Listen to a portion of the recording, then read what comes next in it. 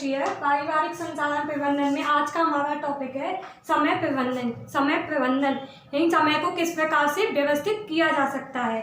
समय का प्रबंधन मानव जीवन में समय बहुत महत्व रखता है।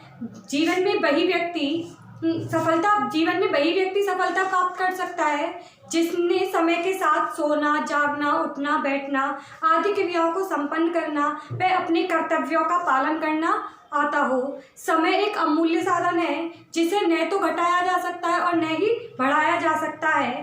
पारिवारिक लक्ष्यों एवं उद्देश्यों को प्राप्त करने के लिए प्रबंधन को यानी कि समय के प्रबंधन को व्यवस्थापन करना अति आवश्यक हो जाता है। और समय व्यवस्थापन की परिभाषा कम समय में अधिक से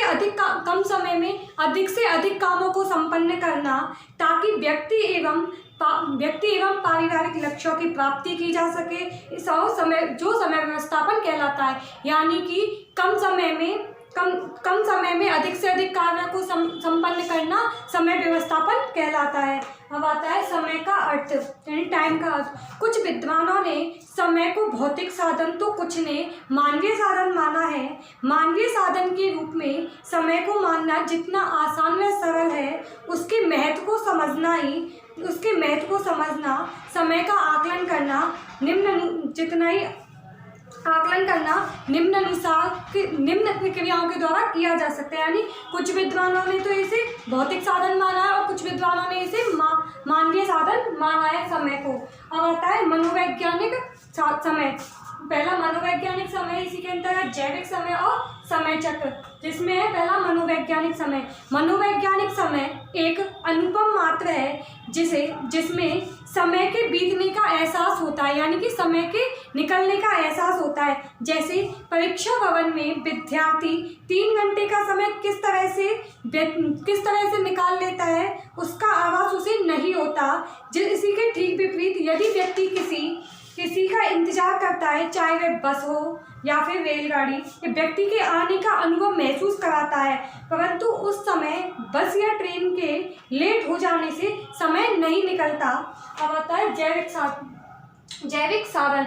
मानव हो या पशु पक्षी, हम सबके भीतर भी एक समय होता है जो कि मनुष्य को समय पर सोने, जागने, उठने, बैठने, चलने, खाने पीने व अन्य शारीरिक क्रियाओं को संपन्न करने के लिए प्रेरित करती है। समय होने पर हमें भूख का एहसास होता है। प्रातःकाल चिड़ियाओं को कोई जगाने नहीं जाता, वे स्वयं ही अपने आकाश में विचरण करते रहती है, जो कि समय के अनुसार ही होता है। इसके बाद आता है हमारा तीसरा पॉइंट, समय चक्र।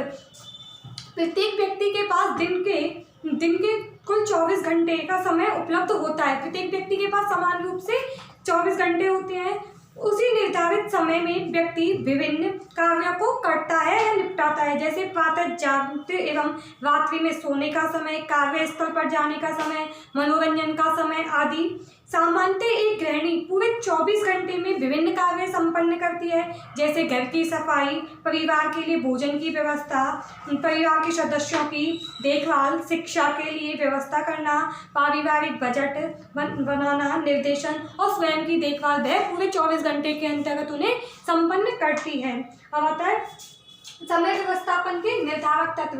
समय व्यवस्थापन के निर्धारक तत्व है जैसे समय मूल्य, समय मानक, समय चक्र, अतिरिक्त कार्य वर्क सिंप्लीफिकेशन, जीवन चक्र और विश्राम काल, जिसमें पहला आता है समय मूल्य।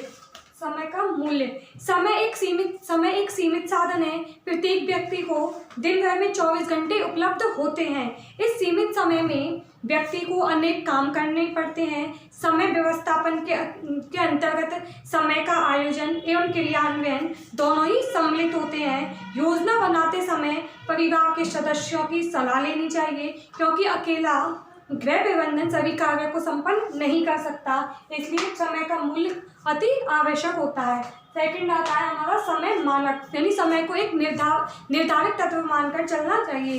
गृहिणी को घर के विभिन्न कार्य करने पड़ते हैं, जैसे कपड़े धोना, प्रेस करना, बिस्तर बिछाना, समेटना, भोजन बनाना आदि।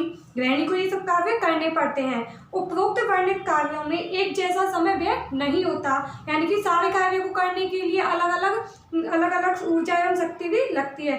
कुछ ऐसे कार्य जो अधिक समय लगता है तो कुछ ऐसे कार्य होते हैं जिनमें कम समय लगता है। जैसे खाना बनाने में गृहिणी का अधिक समय व्यय होता है, जबकि घर की साफ सफाई में गृहिणी का कम समय व्यतीत होता है। ये होता है समय मानक। अब आता है समय का क्रम। समय क्रम घरेलू कार्यों को संपन्न करने के लिए उसका क्रम निर्धारित करना अति आवश्यक होता है। क्रम निर्धारण से कार्य कुशलता एवं सरलता से संपन्न हो जाता है। कार्य करने से व्यक्ति को मानसिक एवं शारीरिक थकान उत्पन्न हो जाती है, यानी कार्य करने से व्यक्ति को शारीरिक एवं मानसिक दोनों तरह की थकान उत्पन्न हो जाती है। अब आता है अतिरिक्त कार्य भार का होना। प्रत्येक परिवार के पास उपलब्ध समय में से एक समय ऐसा आता है जब गृहिणी को एक साथ अधिक कार्य करना पड़ता है, यानी गृहिणी एक समय ऐसा आता है जब गृहिणी को एक से अधिक कार्य उसी समय करने पड़ते हैं, और एक निश्चित समय में एक से अधिक कार्य को संपन्न करना, यानी एक निश्चित समय के अनुसार ही अनेक कार्यों को संपन्न करना, जो कि अतिरिक्त कार्यभार कहलाता है। यानी एक समय में अधिक सारे कार्यों को करना। सुबह के समय सुबह के टाइम ऐसा होता है कि बहुत सारे कामों को करने से, एक साथ बहुत सारे कामों को करने से उसके अंतर्गत थकान भी उत्पन्न हो जाती है, जिसे वो अतिरिक्त कार्यभार कहलाता है। अब आता है कार्य वक्र। कार्य वक्र वह वक्र है जिसे किसी भी परिवार में प्रतिदिन किए जाने वाले कार्य के भार के वितरण की सारणी के अनुसार जानकारी मिलती है। कार्य वक्र को देखकर आसानी से पता लगाया जा सकता है कि गृहिणी के पास कितना समय कार्य की अधिकता है तथा किस समय कार्य कम है। उसकी कार्य क्षमता जिस समय अधिक होती है तब वह घटती बढ़ती रहती है। जैसे सुबह के समय में गृहिणी के पास सर्वाधिक काम होता है, जबकि दोपहर के समय उसके पास यानी कि सुबह की अपेक्षा बहुत कम होता है। शाम को फिर थोड़ा दोपहर की अपेक्षा थोड़ा बढ़ जाता है, और रात्रि में सोते टाइम वह घटते हुए क्रम में चलता रहता है। और आता है जीवन चक्र। पारिवारिक जीवन चक्र की विभिन्न अवस्थाएं भी काव्य वर्ग या काव्य चक्र भिन्न भिन्न होता है। पारिवारिक जीवन के प्रथम अवस्था में गृहिणी का कार्यभार हल्का होता है, क्योंकि वे केवल पति पत्नी होते हैं, उसके पास समय मांग की आवश्यकता नहीं होती। पारिवारिक जीवन चक्र की दूसरी अवस्था विस्तार अवस्था कहलाती है। इस अवस्था में गृहिणी का कार्यभार अधिक हो जाता है, यानी प्रथम अवस्था में केवल पति पत्नी रहते हैं, उनके पास कार्य करने के लिए काफ़ी समय होता है। और दूसरी अवस्था यानी विस्तार अवस्था, जिसमें गृहिणी का कार्य अधिक हो जाता है, क्योंकि बच्चे के लालन पालन शिक्षा दीक्षा पर अधिक ध्यान दिया जाता है। फिर आता है पारिवारिक चक्र की तीसरी